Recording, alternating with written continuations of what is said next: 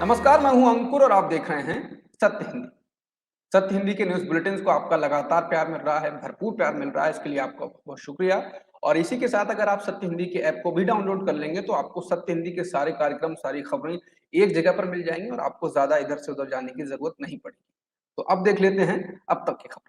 National Herald मामले में कांग्रेस के पूर्व अध्यक्ष राहुल गांधी की जांच एजेंसी ईडी के सामने पेशी से पहले ही हंगामा हो गया। राहुल गांधी कार्यकर्ताओं और नेताओं के साथ ईडी के दफ्तर पहुंचे। उनके साथ पार्टी महासचिव प्रियंका गांधी वाड्रा, छत्तीसगढ़ के मुख्यमंत्री भूपेश बघेल, राज्यसभा सांसद दिग्विजय सिंह, प्रमोद तिवारी, पी चिदम्बरम सहित तमाम बड़े नेता और कार्यकर्ता मौजूद रहे। ईडी दफ्तर में अफसर राहुल गांधी से पूछताछ कर रहे हैं। इस दौरान कांग्रेस देश के अलग अलग हिस्सों में प्रदर्शन कर रही है। कांग्रेसी कार्यकर्ता दिल्ली, मुंबई, गुवाहाटी, केरल, जम्मू, छत्तीसगढ़, आंध्र प्रदेश, लखनऊ और बाकी शहरों में सड़क पर उतरे हैं। इस दौरान उनको पुलिस की सख्ती का सामना करना पड़ रहा है। वहीं राहुल गांधी के साथ जा रहे कांग्रेसी नेताओं को दिल्ली पुलिस ने हिरासत में भी ले लिया। कांग्रेसी नेता राहुल गांधी से ईडी की पूछताछ के खिलाफ देश के अलग अलग हिस्सों में प्रदर्शन कर रहे हैं। वहीं ईडी दफ्तर पर भी बड़ी संख्या में कांग्रेसी कार्यकर्ता निकले हैं। इस दौरान राजस्थान के मुख्यमंत्री अशोक गहलोत और उनके साथ मौजूद बाकी नेताओं को दिल्ली पुलिस ने हिरासत में ले लिया। गहलोत ने फोटो ट्वीट करते हुए कहा कि आज जिस तरह कांग्रेस पार्टी के शांतिपूर्ण मार्च को रोका जा रहा है, ये तानाशाही पूरा देश देख रहा है। कांग्रेस मुख्यालय की घेरेबंदी कर दी गई है, चारों तरफ पुलिस लगा दी गई है, नेता कार्यकर्ताओं को हिरासत में लिया जा रहा है। मुझे भी ईडी ऑफिस जाते समय साथियों के साथ हिरासत में ले लिया गया। छत्तीसगढ़ के मुख्यमंत्री भूपेश बघेल को भी दिल्ली पुलिस की नाकेबंदी का सामना करना पड़ा और बाद में दिल्ली पुलिस ने उन्हें हिरासत में ले लिया। इस दौरान मुख्यमंत्री के सुरक्षा अधिकारियों के साथ दिल्ली पुलिस की तीखी नोकझोंक भी हुई। बघेल कांग्रेस नेता राहुल गांधी के समर्थन में प्रदर्शन कर रहे थे। वहीं बघेल ने मीडिया से बात करते हुए कहा कि बीजेपी राहुल गांधी से सीधे लड़ाई नहीं लड़ पा रही है, इसलिए ईडी जैसी एजेंसियों को आगे किया जा रहा है। बघेल बोले, बीजेपी के जितने नेता हैं और बीजेपी में शामिल होने वाले जो नेता हैं, हेमंत बिस्वा शर्मा, उनके खिलाफ कार्रवाई क्यों नहीं की जा रही है और यहाँ जिसमें कोई केस नहीं है उनको डराया धमकाया जा रहा है। भूपेश बघेल ने कहा कि बीजेपी को प्रजातंत्र पर विश्वास ही नहीं। बघेल ने कहा कि धरना प्रदर्शन के अधिकार को भी छीना जा रहा है। उन्होंने कहा कि कांग्रेस कार्यालय में कांग्रेस के कार्यकर्ता ही नहीं जा सकते हैं, ऐसा कभी हुआ है क्या?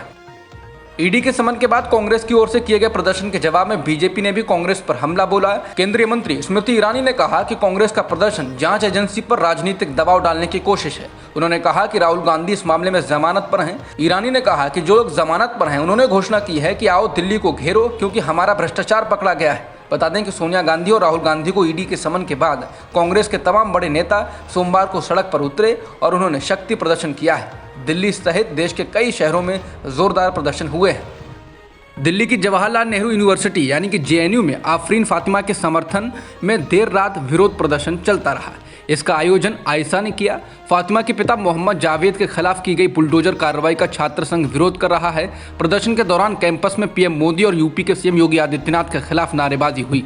ऐसा ही एक प्रदर्शन सोमवार को यूपी भवन पर 3 बजे दोपहर रखा गया है। इसका आयोजन जेएनयू छात्र संघ ने किया है। सोशल मीडिया पर भी आफरीन फातिमा के समर्थन में जबरदस्त अभियान चल रहा है।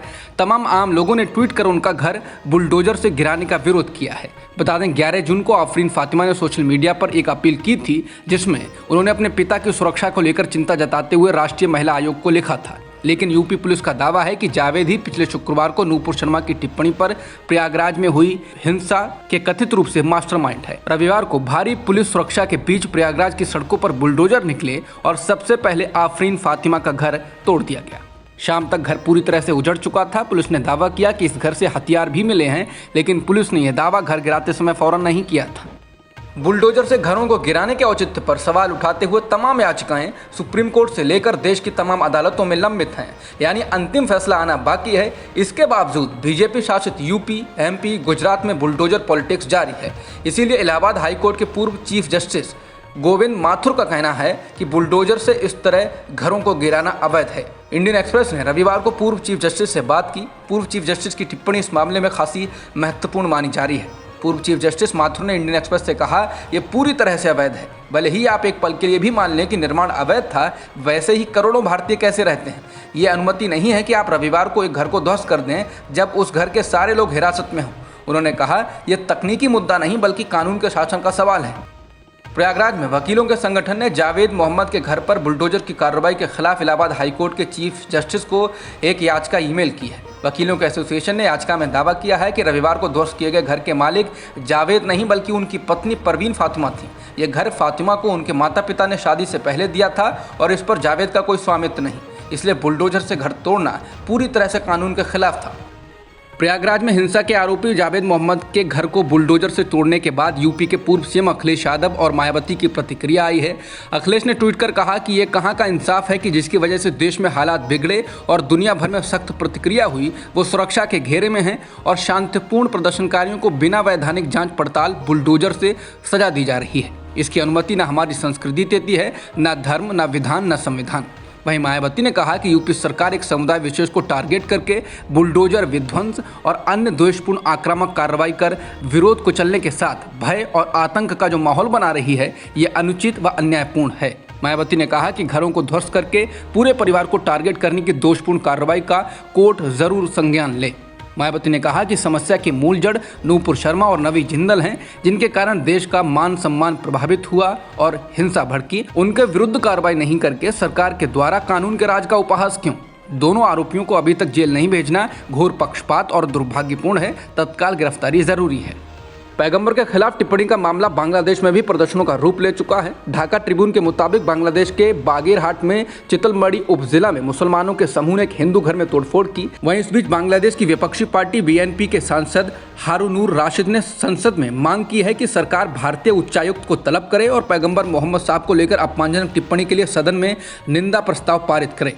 वहीं दूसरी ओर बांग्लादेश के सूचना एवं प्रसारण मंत्री डॉक्टर हसन महमूद ने रविवार को कहा कि पैगंबर मोहम्मद साहब के खिलाफ अपमानजनक टिप्पणी भारत का आंतरिक मामला है और बांग्लादेश सरकार को इस पर प्रतिक्रिया देने की जरूरत नहीं। उन्होंने इसके साथ ही मामले में कार्रवाई करने को लेकर भारत की तारीफ की और कहा कि वो इसे और आगे नहीं बढ़ाएंगे।